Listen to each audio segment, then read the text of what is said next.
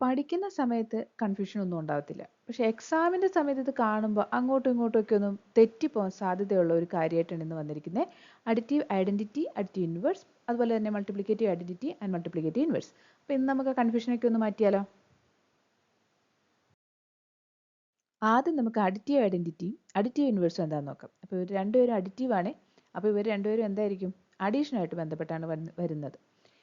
ഇനി നമുക്കൊരു എക്സാമ്പിൾ എടുക്കാം. അഡിറ്റീവ് ഐഡന്റിറ്റി, അതായത് ഇപ്പം നമ്മളൊരു നമ്പർ എടുത്തു 2.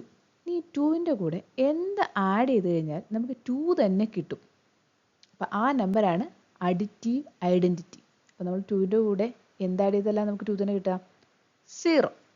അപ്പോൾ 0 ആണ് അഡിറ്റീവ് ഐഡന്റിറ്റി. ഇനി 3 എടുത്തു. 3യുടെ കൂടെ എന്ത് ആഡ് ചെയ്താലാണ് നമുക്ക് 3 തന്നെ കിട്ടുക? 0 തന്നെ. അപ്പോൾ 0 ആണ് അഡിറ്റീവ് ഐഡന്റിറ്റി. എല്ലാ നമ്പറിൻ്റെയും അഡിറ്റീവ് ഐഡന്റിറ്റി എന്ന് പറയുന്നത് 0 തന്നെയാണ്. ഇനി അടുത്തത് അഡിറ്റീവ് ഇൻവേഴ്സ്. അപ്പോൾ അഡിറ്റീവ് ഇൻവേഴ്സ് എന്ന് പറഞ്ഞതിന് വേറൊരു പേരും കൂടി ഉണ്ട്, നെഗറ്റീവ് ഓഫ് എ നമ്പർ.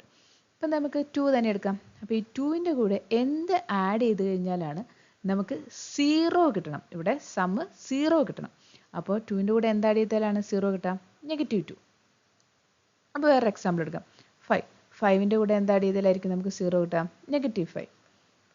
ഇനി അപ്പോൾ -6 എടുത്തു കഴിഞ്ഞാലോ? -6ൻ്റെ കൂടെ എന്ത് ആഡ് ചെയ്താലായിരിക്കും 0 കിട്ടാം? 6, +6. അപ്പോൾ ഒരു നമ്പറിൻ്റെ അഡിറ്റീവ് ഇൻവേഴ്സ് എന്ന് പറയുന്നത് അതിൻ്റെ നെഗറ്റീവ് ഓഫ് എ നമ്പറും സെയിം തന്നെയാണ്. അടുത്തത് multiplicative identity and multiplicative inverse. ഇപ്പോൾ ഇവിടെ രണ്ടിലും മൾട്ടിപ്ലിക്കേഷൻ ആണ് വന്നിരിക്കുന്നത്. അപ്പോൾ ആദ്യം നമുക്ക് മൾട്ടിപ്ലിക്കേറ്റീവ് ഐഡന്റിറ്റി എന്താണെന്ന് നോക്കാം.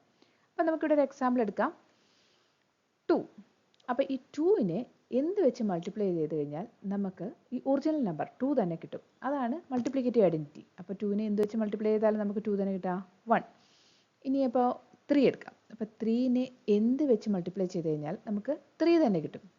1 തന്നെ. അപ്പോൾ മൾട്ടിപ്ലിക്കേറ്റീവ് ഐഡന്റിറ്റി ഫോർ ഓൾ നമ്പേഴ്സും 3 തന്നെയാണ്. ഇനി അടുത്തത് മൾട്ടിപ്ലിക്കേറ്റീവ് ഇൻവേഴ്സ്. ഇതിന് വേറൊരു പേര് കൂടി ഉണ്ട്, റെസിപ്രോക്കൽ. അപ്പോൾ നമുക്ക് നമ്മുടെ 2 തന്നെ എടുക്കാം എക്സാമ്പിൾ. ഇനി 2നെ എന്ത് വെച്ച് മൾട്ടിപ്ലൈ ചെയ്ത് കഴിഞ്ഞാൽ നമുക്ക് പ്രോഡക്റ്റ് 1 ആയിട്ട് കിട്ടും. അപ്പോൾ 2നെ 1/2 വെച്ച് മൾട്ടിപ്ലൈ ചെയ്ത് കഴിഞ്ഞാലാണ് നമുക്ക് പ്രോഡക്റ്റ് 1 ആയിട്ട് കിട്ടുക. അപ്പോൾ 3 ആണെങ്കിലോ? 3നെ എന്ത് വെച്ച് മൾട്ടിപ്ലൈ ചെയ്ത് കഴിഞ്ഞാൽ നമുക്ക് പ്രോഡക്റ്റ് 1 ആയിട്ട് കിട്ടും? 1/3.